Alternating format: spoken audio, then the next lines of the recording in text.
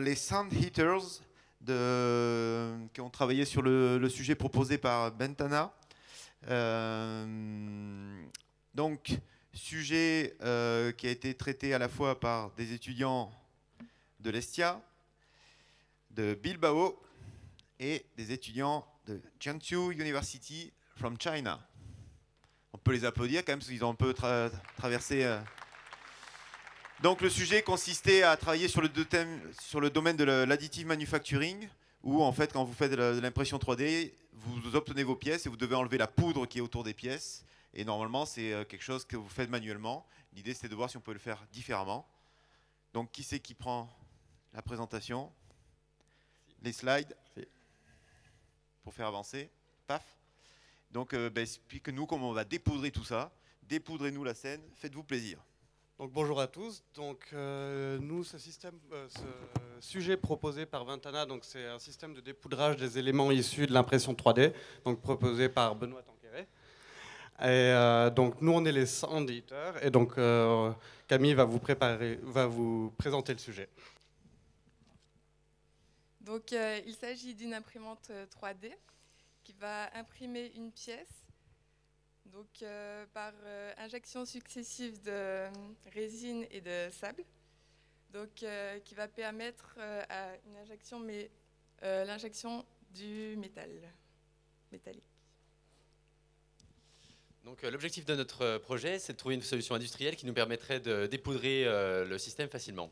Donc, dit comme ça nous paraît assez simple. Il y a différentes solutions qui nous paraissent évidentes, intuitives. Donc la première, ce serait de rincer le moule. Le problème, c'est que l'ensemble sable plus résine est poreux. Il va donc absorber l'eau et ça va poser de gros problèmes lors de l'injection métallique. Le deuxième principe qui nous paraît assez évident, ce serait de souffler la poudre. Là encore, on a des problèmes parce que si la pression n'est pas assez forte, on ne va pas enlever assez de poudre, et si la pression est trop forte, on va abîmer le moule. La dernière solution, à l'inverse de souffler, serait d'aspirer. Mais là encore, l'aspiration seule ne suffit pas à enlever la totalité de la poudre. Donc, on va vous présenter nos différentes solutions maintenant. Donc, on a proposé différentes solutions. Donc, la première était un bras robotisé qui utilise un modèle 3D et qui souffle, aspire et brosse afin d'enlever toute la poussière. Cependant, ce projet est à très long terme et est beaucoup trop cher. Donc, du coup, on a dû abandonner. Et on est passé à la résine hydrophobe, combinée à des ultrasons.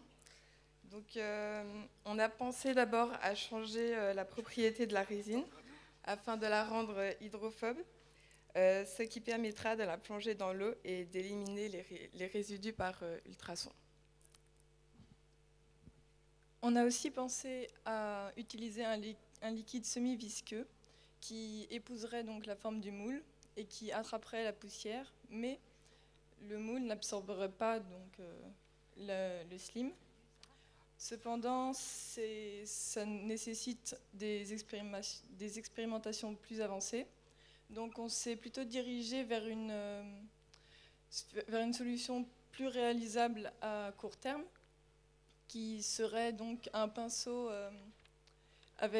qui aspire ou qui souffle. Donc il combinerait les deux outils actuellement utilisés par les opérateurs, qui sont le pinceau et le tube d'aspiration ou de soufflage. Donc voilà, le principe est très simple. Donc on garde les fibres d'un pinceau classique et à l'intérieur, on viendrait ajouter des petits tubes de 2 mm de diamètre qui pourraient souffler ou aspirer la matière et en ajoutant une petite LED qui permettra à l'opérateur de visualiser. Donc ce système est exploitable sous plusieurs dimensions afin d'atteindre toutes les surfaces des moules. Donc chacun des systèmes aura un bouton switch pour changer entre l'aspiration et le soufflage et aura ce système de tube à chaque fois. Donc, ces 4 solutions sont toutes innovantes car il n'y en a aucune qui est utilisée pour le moule au sable. Donc elles ont chacun leurs avantages. La première robotisée, ce serait pour les grandes séries.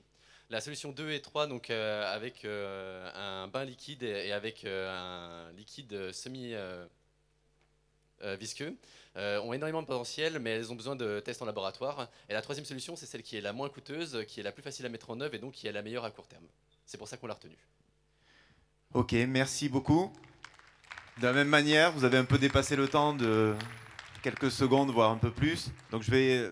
Est-ce qu'il y a... Oui, voilà, Ventana. J'ai dit Bentana tout à l'heure, désolé. À force de... On me pollue avec du basque et tout, donc...